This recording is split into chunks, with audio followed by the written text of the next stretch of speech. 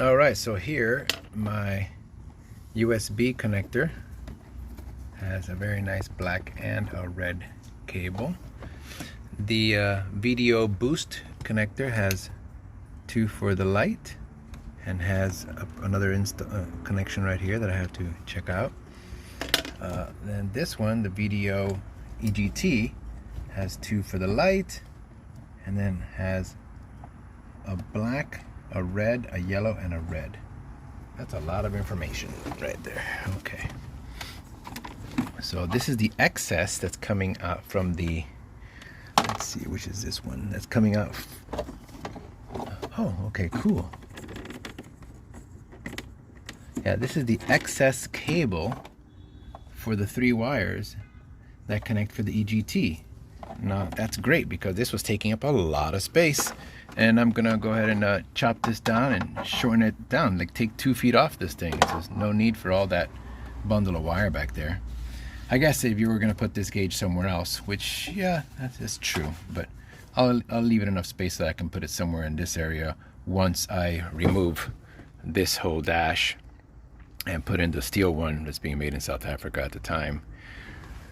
So right now what I want to do is I want to take this off so I can install the mud console, which will be good for the time being. Eventually, in a few weeks or a month, that AC unit will come off. In the time being, I'm going to go ahead and make sure that it's charged up and it's cooling, and put the mud center console here. I have some of the face vents that are coming from Nostalgic AC in Ocala, Florida. Thank you to them, and I'm going to go ahead and install those over here. I don't think I'm going to be able to put them here, but I might be able to put one here and one here. We'll see, or here and here. We'll see. Not really sure, because I do want to still have those 2 gauges, and those are important. So maybe I'll put 1 gauge here and 1 gauge here. Maybe, well, you know what? I can put 3 gauges here. Boom, boom, boom, and then put the USB over here. I can have that. I can put the clock in the center. You know, take the clock from over there, run those cables, and put that in the center, and then put the EGT here and the turbo boost here. That'll actually be great. And then put the RPM gauge over there. I could put the RPM gauge where the gasoline gauge is right now, and move the gasoline gauge one over to where the clock is right now. Right? I think that would be a better way to distribute the stuff for my eye. All right. So let's mark these cables with some tape, write some stuff on there so I don't get them confused, and then start cutting. Okay, so finished cutting this off. I taped up. These are the cables that were going to the USB that I had installed. This is my EGT. I've connected all the cables that were on it back to it. And then this was my turbo boost, and I connected that back up just to keep it connected. So then let me show you what I used. Oh, by the way, let me see. So this was the metal piece. This is how I ended up cutting it off. And this down there so you can see it. Right along the bottom of all the holes. And that's supposedly, according to all the instructions that I've seen, the right way to do it.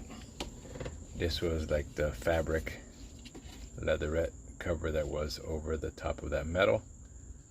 Once I got through this, I peeled this off of it so that I was just left with just this metal, and I was able to see better where I had to cut. It was a little difficult at times, but what I used to make the cut was this, a Dremel 3000, and these cut-off wheels. Let me show you what they are.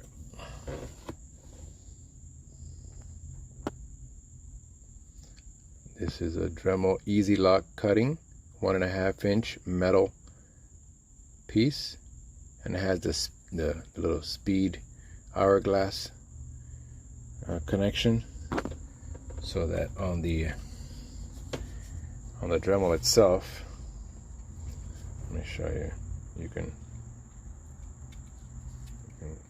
quickly change out the bits.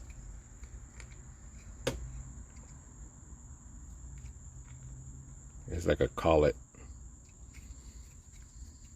that you can spin. Let's see if I can do it with one hand.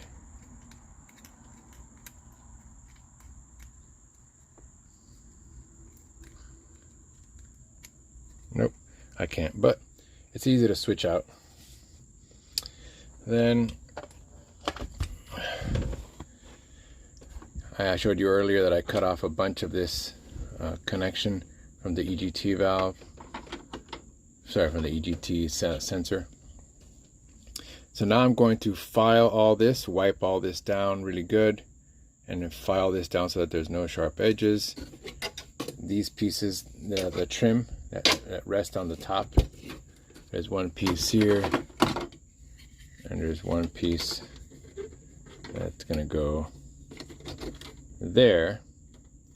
I might have to trim these back a little bit, but for right now, all the little, when you cut it with a Dremel, it heats up the plastic and it gives you like a hard ridge. So I'm going to use a file all this down nice and smooth so that I have nice clean pieces to work with, even if I have to cut them down later. And same thing goes with this one. I'll file this one down. Okay, running out of battery, so I'll come back when this is all clean. Here it is, it's morning, it's pouring, and take that off, and we have better light to see what we're doing. So this little piece, Mike had suggested in his video to fit it in here with a little bit of foam and cut it off. That's a great idea, because it also has nowhere to rest. Because, you know, there's a little standoff right here, right? So being that there's a little standoff there, like an insert, when you put it in here, this back part is gonna stay, but then this front part is not gonna do anything. It's just gonna like, it's gonna flop. And once this is screwed, that'll be like a weak point there. So I might work on that a little bit just now.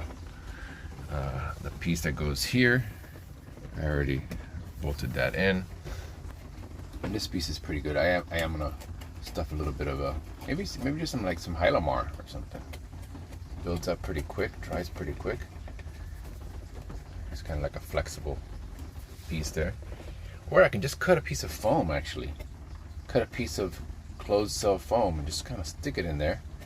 That'll give a little bit of support. Maybe I'll do the same thing on this side. Just maybe put a little Hylamar around there and just kind of stuff it in there, and it'll stick up like that.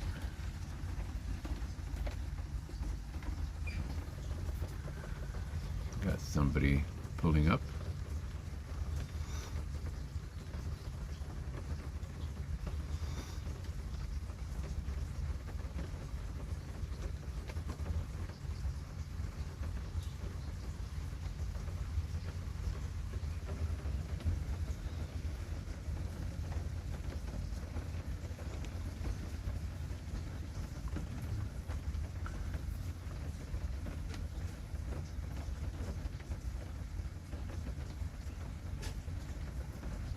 Oh, they're just advertisements. Just workers putting their business card inside of mailboxes, which I believe is against the law to put any of your advertisements inside of a U.S. postal office, postal box. Okay, so here, back to this. So I gotta make sure that I have enough hose. Let's see where this goes.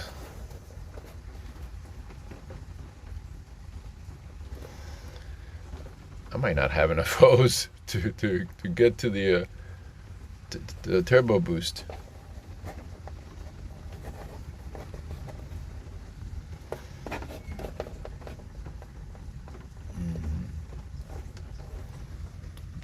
Let's see. Let's see.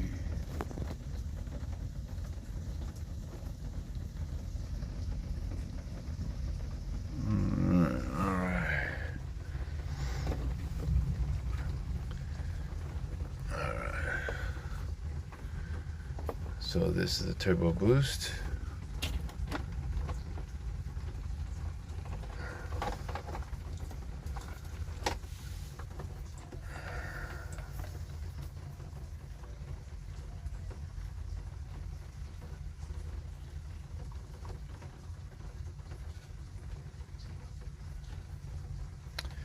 It's a gray F-150 4-door, pretty unique rims. FX2 Sport in the back is a description. 2 males, one of them you saw getting out, putting the business card in the mailbox.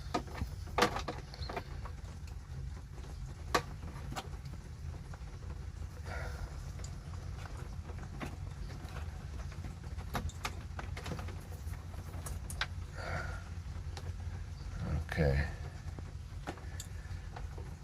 These, I can make it to where they're going. These, I can't.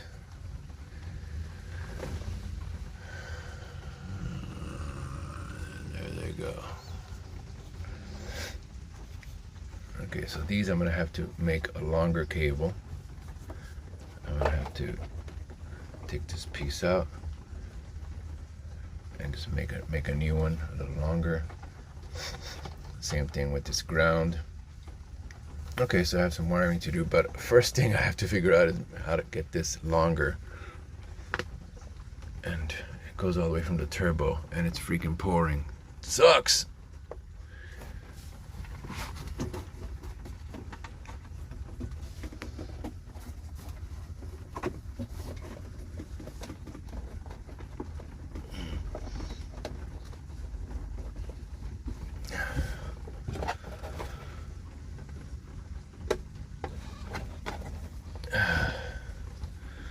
Turbo boost. Yeah, this needs another 6 inches. Damn it. Can I see it in there? No.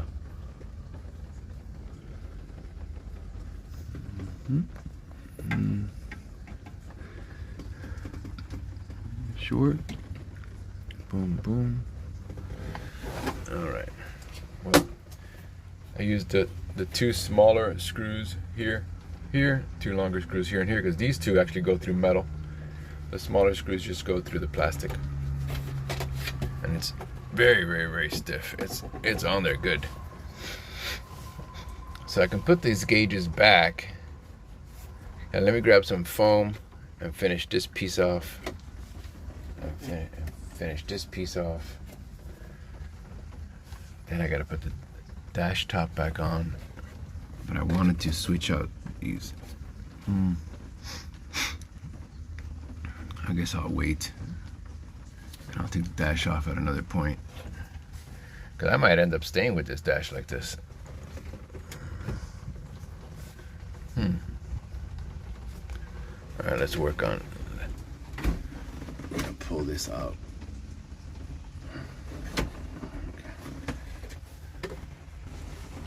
So I've had to take everything out here apart again, because I need an extra 6 inches off this hose, and might as well do it right the first time, which sucks. So now I gotta get some more of these little screws. I'll show you them.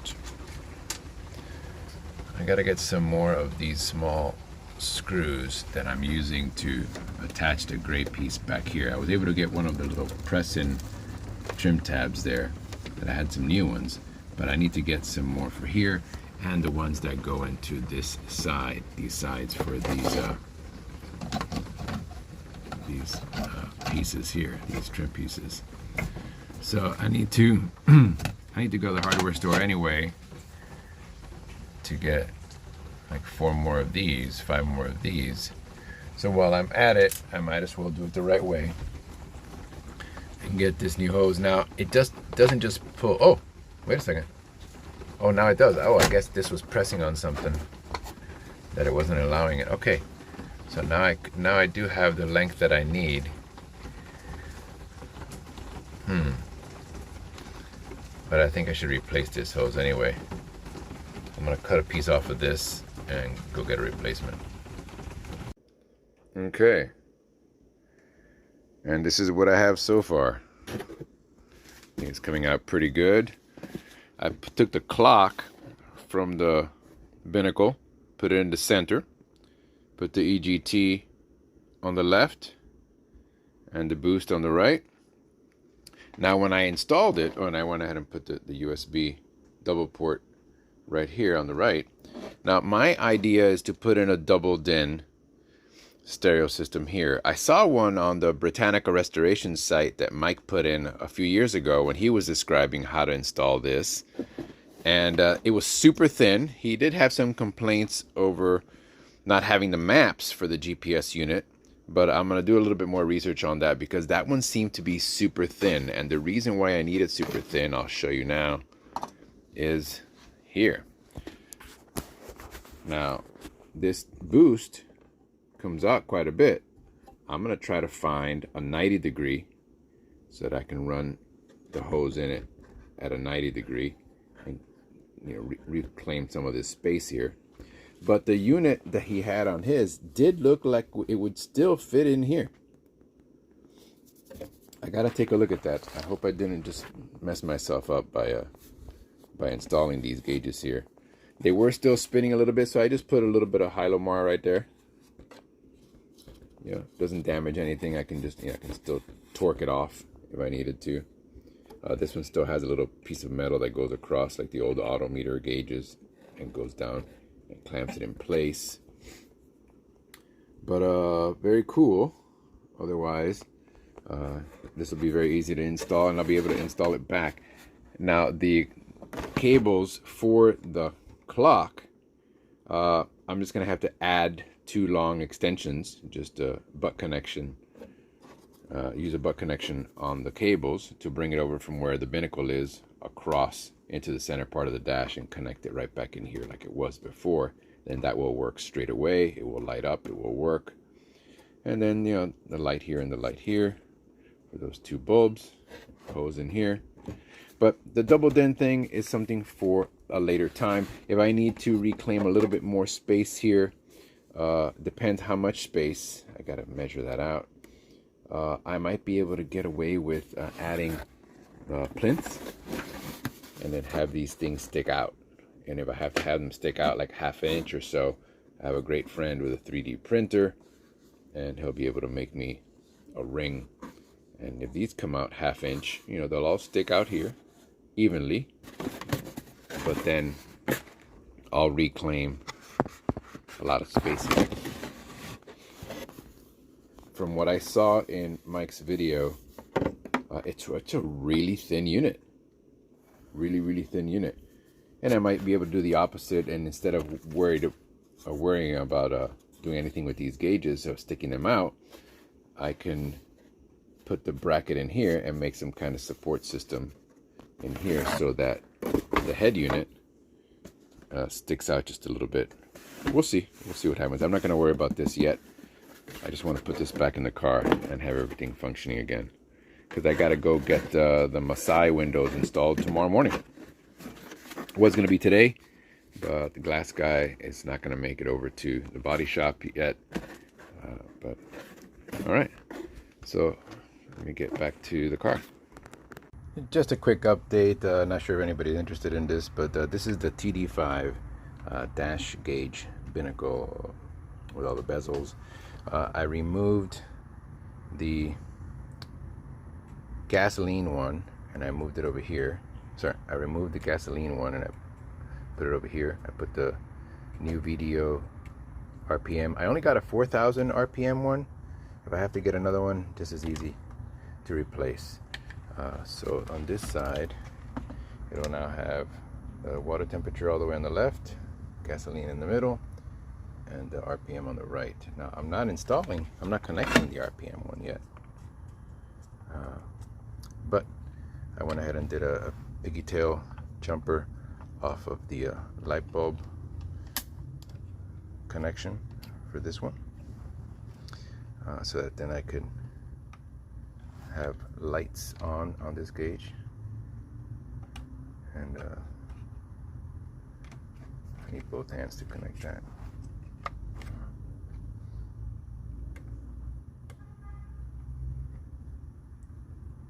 These heat shrink ones, sometimes you end up shrinking the front. I gotta cut that open a little bit. There you go. Alright, so that'll be cool. Like I said, I've never had a RPM gauge in this car, but it'll be nice. One other thing that I did, this is just in preparation, since the connection for the clock was right here, which was a constant power, so it keeps the memory, and then positive and negative. I went ahead and tapped, let's see, I tapped the constant memory feed, which is the purple with the brown tracer, put it on this cable, and then the light switch over here, I found out that it was this white one, the one that gives power to the lights when the lights turn on. So I'll piggyback off of this, and then what I did was I cut off the connector that was going to the clock, and I put little terminals on it. And I like these better because I put a sleeve of heat shrink tubing over the wire, and then I have a nice positive clamp, and it's not gonna come apart. And then I just slip the heat shrink tubing over the top and heat that up with my trusty, this has got to be 22, 23 years old, still working. I think I bought it from like a J.C. Whitney catalog. All right, and then this will be the connector. And let's get back to work on this. So I just found this really long piece of heat shrink tubing in white, and so I'm gonna go ahead and slide this on here just to protect it a little bit as it's going through the back parts of the dash. I might put a really thin wire loom as well, but you know, something that's easy to see, you can't miss it, because if you want to take the binnacle out for whatever reasons, you'll see it and you'll know that you have to disconnect it. Maybe I should put a quick disconnect right here. That might be smart. Yeah, let's do that. Okay, cut it right there close to the speedo. Put a little piece of white heat shrink, here, and now these are the smallest ones I have, and it's a very small gauge, so that's what I'll do. I'll get one of these and I'll install that.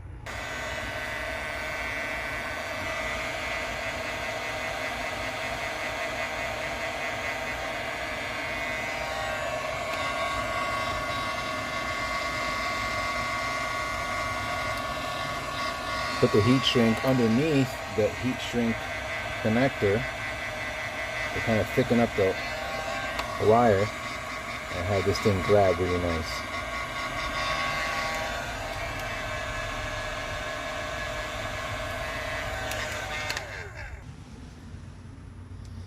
All right, there are these two. They're a little hot still, but I'll go ahead and connect them together, and then present this. I'm going to plug everything in, but not actually push it into the binnacle, just in case, you know, when I put the battery in there, there's a spark or anything, I'm ready to access it. And my suggestion is, whenever you're working with anything like this, double check, triple check that there's no wires fraying or anything like that. For instance, right down here, I noticed that this is a very sharp edge, so I slit a piece of 532 vacuum tubing, and I slit it and I put it right there along the edge over here, and again right there, just to keep wires from rubbing. You know, there's nothing really pressed up against there at the moment, but you never know. These trucks shake and bounce and move all over the place. Alright, let's see this. Yeah, this is alright. Alright. Ooh, this is a little warm. Let's plug it in. Alright, there you go. You know what? I'm going to try to right clock on there. And just CLK. CLK. So hopefully it makes sense to someone in the future. Which should be me, because I don't plan to get rid of this vehicle. But then you never know. Alright, update. I've put the dash back together. Put the side on there. Put these nice little screws. Those screws that are there, right there, and there, and there's another one in there. Those are these, in case anybody's wondering. I went to my local AutoZone, and that's the body trim screw, number 8, 18 by 3 1/4, quantity of 6, exorbitant amount. I think they charge like $4 for 6 screws. But with this size and my sacrifice, you guys can order it on Amazon and get 5,000 for like $10 or something. But there it is. You can find them any which way you want.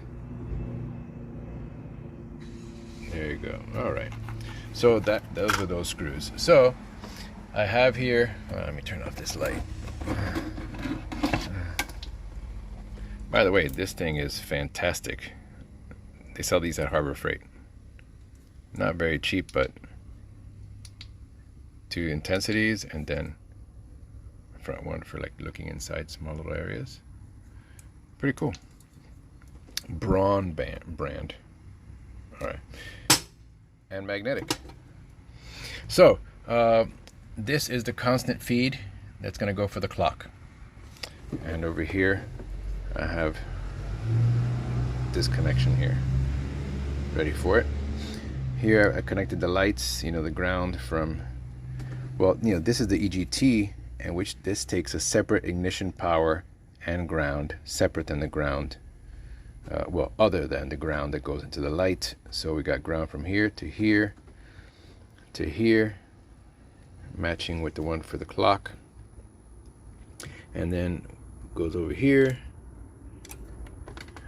and plugs in. Now you see that I forgot to install this one, so I went ahead and put a little pigtail on the ground that's coming from the dash. So this one here will go to the USB charger, and this one here will connect with the other multitude of grounds via that spade there. I taped up a few things there just to give me some space. I really don't know what kind of head unit I'm gonna get, but I think that there are some that are just that thin, that they're just literally just a screen. I might have some auxiliary boxes afterwards, which would be fine. I can plug those in other places. Here's what it's looking like from the front. And now I do want to put that whole new steel dash, if it ever actually gets to the United States and they actually ever start producing them. But if I do, I'll address that at that point. This has been a lot of work. There's been like 2 full days of work for me because I work really slow. But that'll be fine, because I'm looking at it here. If I get my Ministry of Defender air conditioning unit, the one that goes inside the engine compartment, well, this bottom one will come away, and then I'll pipe everything in there, and I'll have, I guess, vents shooting from to the bottom to the top, and then here there'll be one there and one there from the builds that I've seen before. So it leaves me not a lot of places to put switches, because I wanted to put the like the passenger, sorry, the driver's window here, and then the driver's heated seat there, and then passenger's heated seat here, passenger window there. Make those nice and cool. And then this would be a space for something else. I might still do that because I know that a company called RDX sells this little hump, like a goes like that, and some people put like a bunch of Carling switches in the center, and then they could put one gauge on either side. But I can run pipe from the outside, I guess somehow I can figure it out.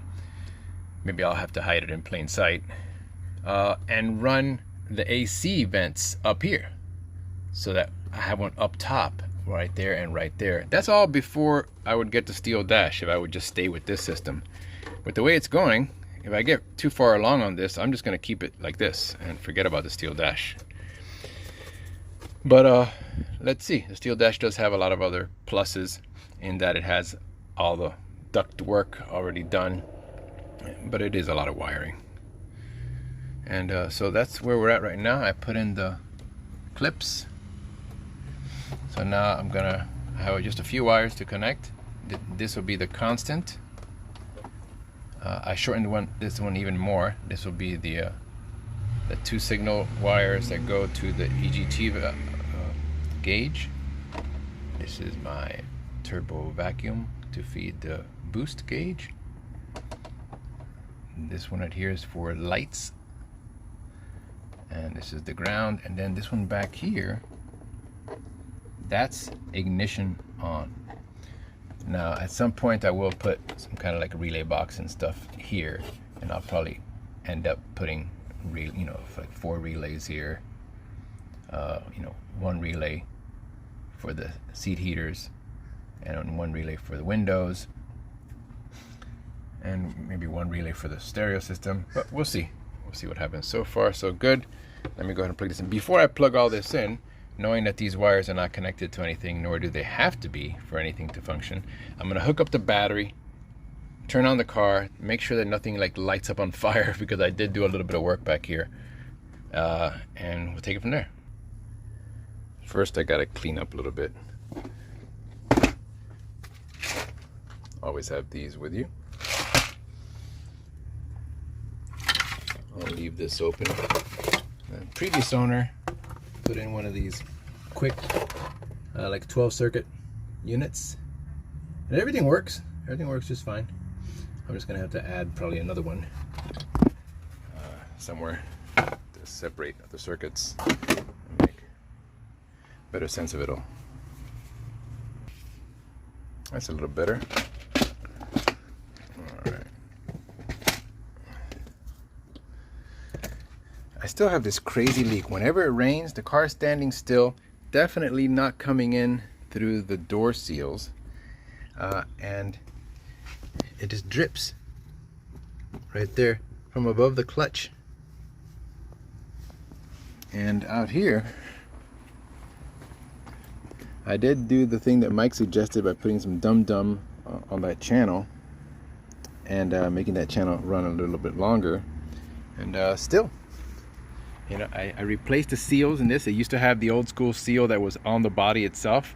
I switched it out for the soft foam one that goes on the lid on both sides, and that completely took care of the leak that was happening on that side, where it would leak right into the cavity there on the dash, and water would fill up there. It would run all the way over here. That doesn't happen anymore, which is great.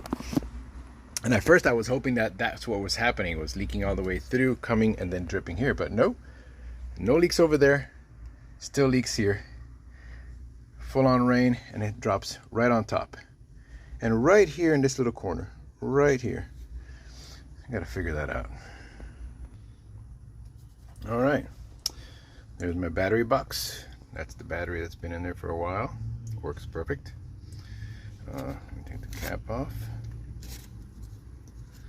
And fire extinguisher. All right, let's check this out. All right, that's there. Let me see if the yeah, that works. That works. Turn on the headlights. I see that the gauges are on. I don't see the VDO one on, is it?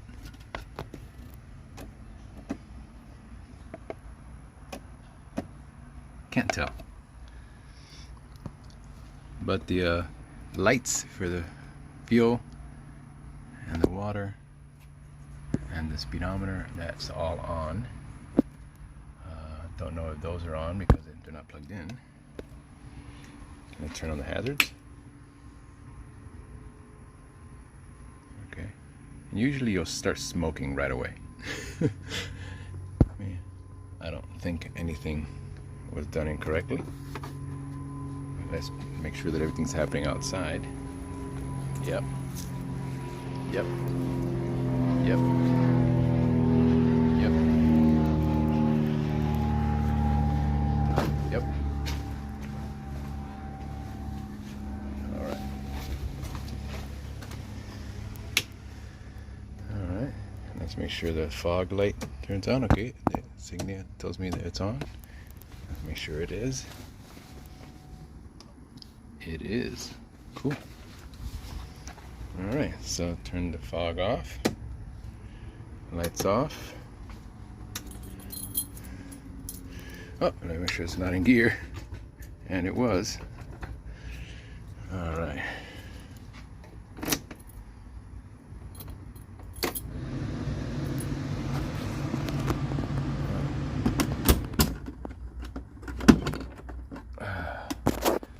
I've heard that there's a way to take this out completely and use a switch, so I might be doing that.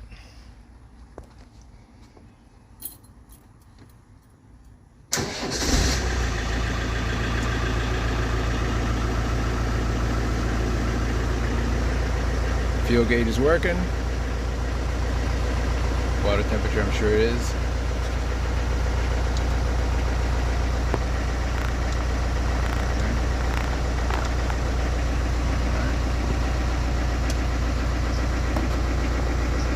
Oh yeah, the VDO gauge is on, the RPM one.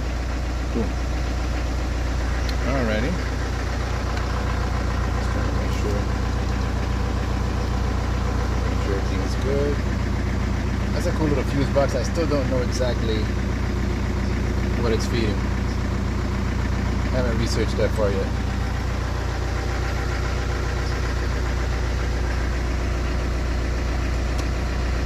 Lights are off.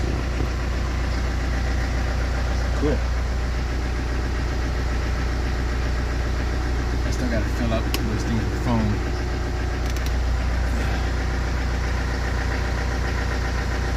Alright. Everything seems to be good in order. Horn? That's a weak horn. I gotta get one of those sharp tones. Left turn signal. Yeah, that's working. Right turn signal.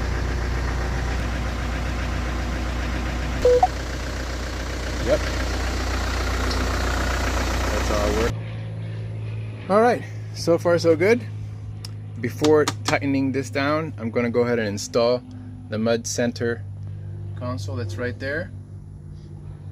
But first I gotta go pick up my kids. Okay, so here is the finished piece for now. And let me show you what it looks like behind it. I've connected the constant hot for the clock, these two, the yellow and the red for the EGT valve, so everything's connected there. All the grounds, all the lights, the vacuum. So here's a moment of truth once again. Fire extinguisher.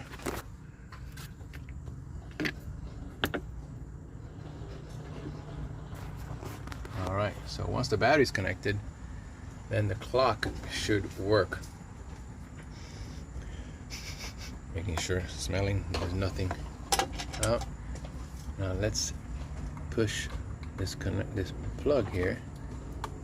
Yep, that's awesome. That means that there is power there. Let's see, what time is it? 7:17.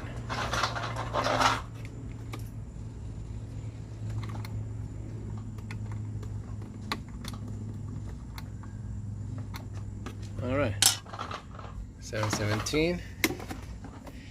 Now let's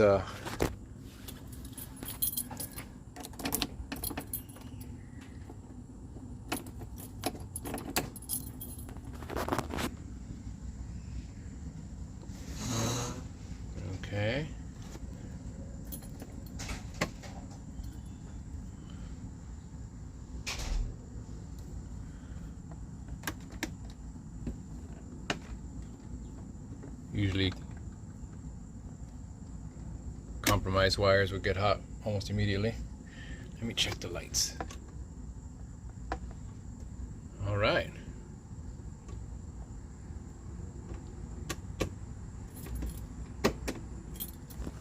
The USB connection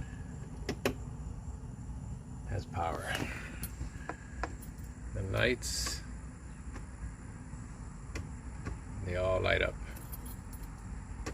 Fantastic. All right. All right. Once again, fire extinguisher. Close the garage door so I don't shoot diesel exhaust into the garage. As you can already see, I have a little cleaning to do on the door. All right. Whoa, that did not sound right. Nope, something was wrong, and I popped some fuses. Doesn't that suck?